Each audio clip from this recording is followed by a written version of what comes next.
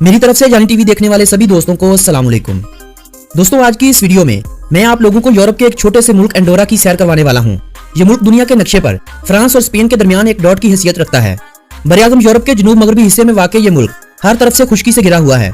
यानी एंडोरा दुनिया के उन 45 ममालिक में से एक है जिन्हें किसी भी अतराफ से समुद्र नहीं लगता, इसीलिए इसे एक लैंडलॉक कंट्री यानी एक ज़मींबंद मुल्क कहा जाता है।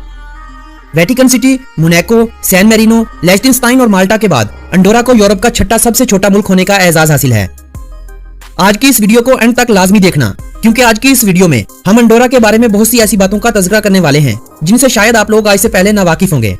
लेकिन वीडियो का बाकायदा आगाज करने से पहले मेरी आप सभी नए आने वाले दोस्तों से मोहब्बाना गुजारिश है कि अगर आपने अभी तक YouTube पर मौजूद हमारे चैनल जानी टीवी को सब्सक्राइब नहीं किया तो जल्दी से इस चैनल को सब्सक्राइब कर लें और साथ मौजूद घंटी के बटन को लाजमी दबा दें ताकि तमाम मालूमाती वीडियोस आप लोगों के पास बर वक्त पहुंचती रहें। दोस्तों, एंडोरा के बारे में कहा जाता है कि एंडोरा पर सबसे पहले कतलानी लोगों ने हुकूमत कायम की, फिर यूनानियों ने यहाँ कब्जा कर लिया और अपनी छोटी छोटी बस्तियां यहाँ बसा ली।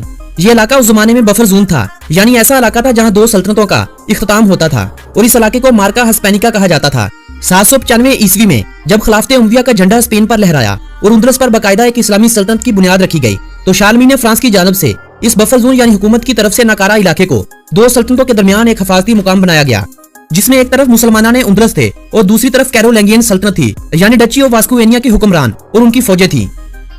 शारलमीन की मौत के बाद शारलमीन के पोते चार्ल्स बर्ड ने इस इलाके को ओरजेल की कम्युनिटी बना दिया और एरमंगोल को यहाँ का हुक्मरान बना दिया। ओरजेल हिस्पानिया में आज भी एक ऐसा मुकाम है जिसे कैथोलिक मजहब के दरमियान एक खासी अहमियत हासिल है, जहाँ का पादरी ही इस इलाके का सरबराह माना जाता है। इस आबादी को आज स्पेन में मुकम्मल खुद मुख्तारी हासिल है। 1035 ईस्वी में पहली बार जब इस कम्युनिटी की एक मुमलकत वजूद में आई तो एंडोरा का ये इलाका इस मुमलकत का हिस्सा था। तब इस मुमलकत को ताज अरागून कहा जाता था। 1278 ईस्वी में काउंट ऑफ फोक्स और ओरजेल के पादरियों के दरमियान एक तहरीरी मुआहदा हुआ। अब इस मुआहदे में एक तरफ फ्रांसीसी काउंटी के हुक्मरान और दूसरी तरफ स्पेन में मौजूद ओरजेल के पादरी थे। अब दोनों सरबराहों के इस मुआहदे से एक नई रियासत वजूद में आई। इस नई रियासत में हुकूमती निजाम मुहैया करने के बदले में एंडोरा को हर साल गोश्त की 4 रानें, 40 ब्रेड रोटियां और कुछ शराब देना पड़ती थी। यानी साफ लफ्जों में अगर हम इस मुआहदे को एंडोरा की आजादी कहें तो ये कहना गलत ना होगा। मगर इस आजादी के बावजूद एंडोरा ने ताज अरागून के साथ 1396 और 1512 में एक इल्हाक कायम किया। 1505 ईस्वी में ताज अरागून की शहजादी जर्मेन की फ्रांस के शहजादे फर्डिनेंड से शादी हुई। शादी के बाद उन्होंने एंडोरा को अपनी मलकियत का दावा कर दिया। यही वजह एंडोरा को ताज अरागून के साथ 1512 में इत्तेहाद करने की बनी। 1519 में यह इलाका फ्रांसीसी हुक्मरानों के पास चला गया। फिर एक लंबा अरसा यह इलाका फ्रांसीसियों के कब्जे में रहा। फ्रांस का बादशाह इस मुल्क का शहजादा कहलाया जाने लगा। इनकलाबे फ्रांस के बाद 1814 ईस्वी में एक बार फिर से फ्रांस की जानिब से इस इलाके को आजादी दे दी गई। पहली जंग अजीम में एंडोरा ने जर्मनी के खिलाफ ऐलान जंग कर दिया, मगर ये असल लड़ाई में शामिल न हुआ। 1933 में एंडोरा में होने वाले आम इंतखाबात में बेचैनी के पेश नजर फ्रांस ने दोबारा एंडोरा पर कब्जा कर लिया। 1940 तक फ्रांस ने अपना कब्जा खत्म कर दिया। दूसरी जंग अजीम में यह मुल्क गैर जानिबदार रहा। 1958 में एंडोरा ने जर्मनी के साथ अपने खराब ताल्लुकात को एक मेज पर बैठकर हल कर लिया। 1993 में एक मुआहदा हुआ जिसमें दोबारा ओरजेल के पादरी और फ्रांस के सदर एंडोरा के शरीक शहजादे करार पाए। 28 जुलाई 1993 को होने वाले इस रेफरेंडम के बाद अक़वाम मुत्तहिदा ने एंडोरा को एक मुल्क की हैसियत से कबूल कर लिया। हालांकि इससे पहले 1991 में एंडोरा को यूरोपीय काउंसिल में शामिल कर लिया गया था। अपनी अलग थलग हैसियत की वजह से एंडोरा यूरोपीय तारीख के आम धारे से दूर रहा। फ्रांस, जर्मनी और स्पेन के अलावा कम ही किसी मुल्क से ताल्लुक रखा। ताहम हालिया सालों में बढ़ती हुई सियाहत से अब एंडोरा अलग थलग नहीं रहा। एंडोरा के अगर हम रकबे की बात करें तो इस मुल्क का कुल रकबा 468 मरबा किलोमीटर है और अपने रकबे के हवाले से इसे दुनिया का 180वां बड़ा मुल्क माना जाता है। 2016 में लगाए गए एक अंदाजे के मुताबिक इस मुल्क की कुल आबादी 78,264 अफराद थी और आबादी के हवाले से इसे दुनिया का 186वां बड़ा मुल्क माना गया था। प्लस 376 इस मुल्क का कंट्री कोड और ID इस मुल्क का कंट्री डोमेन नेम है। ये बात अपने जहन में अच्छी तरह से बिठा लें कि एंडोरा का अपना कोई सरकारी बैंक नहीं और ना ही एंडोरा की आज तक अपनी कोई करेंसी रही है। ये अरसा दराज से हिस्पानिया की करेंसी पेसिटा और फ्रांसीसी फ्रांक का इस्तेमाल करता रहा। 31 दिसंबर 1999 तक यही दो करेंसियां इस मुल्क में इस्तेमाल होती रहीं। तहम जब फ्रांस और स्पेन ने अपनी करेंसी की जगह यूरो का इस्तेमाल करना शुरू कर दिया तो एंडोरा में भी यूरो का इस्तेमाल होने लगा। 31 दिसंबर 2002 तक फ्रांक और पेसिटा का इस्तेमाल भी जारी रहा। एंडोरा खुद यूरो छापने के लिए यूरोपीय यूनियन के साथ बातचीत कर रहा है। एंडोरा यूरोपीय यूनियन का हिस्सा नहीं, मगर इसके बावजूद भी एंडोरा के यूरोपीय यूनियन के साथ बहुत अच्छे ताल्लुकात हैं। यानी मैन्युफैक्चर शुदा अशिया के हवाले से इसे यूरोपीय यूनियन का रुकन, जबकि ज़राअत के हवाले से इसे यूरोपीय यूनियन से बाहर माना जाता है। टैक्स की शरह इंतहाई कम होने की वजह से यहाँ के प्राइवेट बैंक मुल्की माइशत में अहम किरदार अदा करते हैं। एंडोरा का सिर्फ 2% रकबा ही काबिल काश्त है। जहाँ पर ज्यादातर तंबाकू, जानवरों के लिए खुश्क घास और दीगर मंशियात की काश्त की जाती है। भेड़ बकरियों और गाय पालने की तरफ अब हुकूमत खासी तवज्जो दे रही है। मुल्क में कुल 9000 भेड़ें, 1100 गाय और 200 घोड़े हैं। गोश्त की मुल्की पैदावार में पहले से काफी बेहतरी आई है, मगर स्याहों के यहाँ ज्यादा आने से मुल्की कसाबखाने गोश्त की कमी को पूरा नहीं कर सकते। इसीलिए गोश्त का 90% आज भी दीगर ममालिक से इंपोर्ट करना पड़ता है, जबकि इस मुल्क में दूध की बिल्कुल कमी नहीं होती। अंडोरा दूध की एक छोटी सी मिकदार स्पेन को भी एक्सपोर्ट करता है। अंडोरा के मैन्युफैक्चर शोबे में ज्यादातर सिगरेट, सिगार और फर्नीचर तैयार होते हैं। खाने पीने की ज्यादातर अशिया आज भी दीगर ममालिक से मंगवानी पड़ती हैं, जबकि इस मुल्क के कुदरती वसाइल में पन बिजली, साफ पानी, लकड़ी, लोहा और सीसा अहम है। मुल्क के 25,000 एकड़ रकबे पर जंगलात का बसेरा है, जो अंडोरा के कुल रकबे का 22% बनता है। ज्यादातर दरख्त सनोबर के हैं।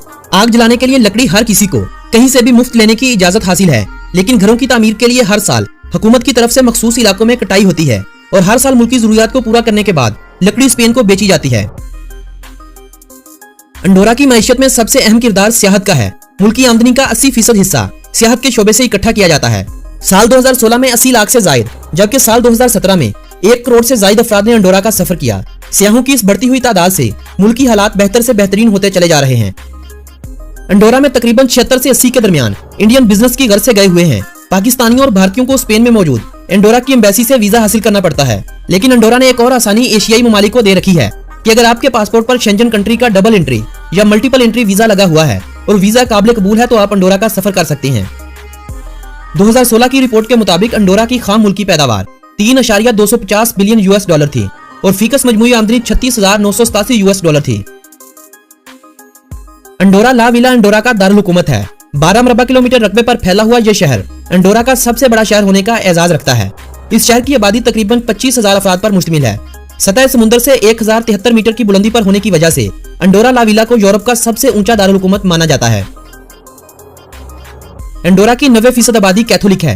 हालांकि कैथोलिक चर्च के साथ अच्छे ताल्लुकात होने के बावजूद भी अंडोरा का कोई भी सरकारी मजहब नहीं है। 3% आबादी दीगर मसीही लोगों की है।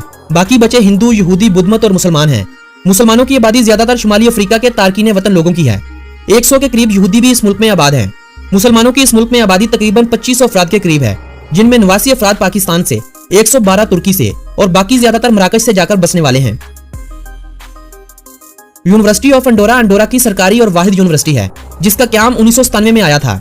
अंडोरा में कायम स्पेनिश और फ्रांसीसी स्कूलों से बच्चे अपनी इब्तदाई तालीम हासिल करते हैं। किसी पर किसी किस्म की रोक टोक नहीं, क्योंकि अंडोरा में अंडोरा, हिस्पानवी और फ्रांसीसी 3 अलग अलग निसाब हैं। तालीम का एक बेहतर निजाम आवाम के लिए बनाया गया है। शायद यही वजह है कि इस मुल्क में तालीम की शरह 100% है और बेरोजगारी की शरह 0%। पढ़ लिख जाने के बाद मुल्क में अच्छी जॉब्स न होने के बावजूद अपने कारोबार या स्पेन और फ्रांस में नौकरी करने को तरजीह दी जाती है। अंडोरा में इंसान की औसतन उम्र 82 साल है और ज्यादा उम्र के हवाले से अंडोरा का दुनिया में 8वां नंबर है। अंडोरा में अगर कोई बीमार हो जाता है तो इसकी बीमारी और इस पर आने वाले अखराजात का 90% हुकूमत की तरफ से कायम किया गया एक अदारा उठाता है, जबकि हादसाती तौर पर जख्मी हो जाने वालों का 100% मुफ्त इलाज होता है। अंडोरा में कुल 13 बुनियादी हॉस्पिटल हैं। अंडोरा में 279 किलोमीटर लंबा सड़कों का जाल बिछाया जा चुका है। मुल्क भर से 2 बड़ी सड़कें जाती हैं, एक स्पेन को और दूसरी फ्रांस की जानब। मुल्क में कोई भी एयरपोर्ट नहीं है। करीब तरीन फ्रांस का एयरपोर्ट जो मुल्क की हदूद से 190 किलोमीटर के फासले पर मौजूद है, जबकि स्पेन का करीबी एयरपोर्ट 202 किलोमीटर की दूरी पर वाक़या है। अलबत्ता 3 हेलीपोर्ट्स बनाए गए हैं। मुल्क में रेल का कोई निजाम नहीं। करीब तरीन रेलवे स्टेशन फ्रांस का है, जो बॉर्डर से 10 किलोमीटर की दूरी पर वाक़या है।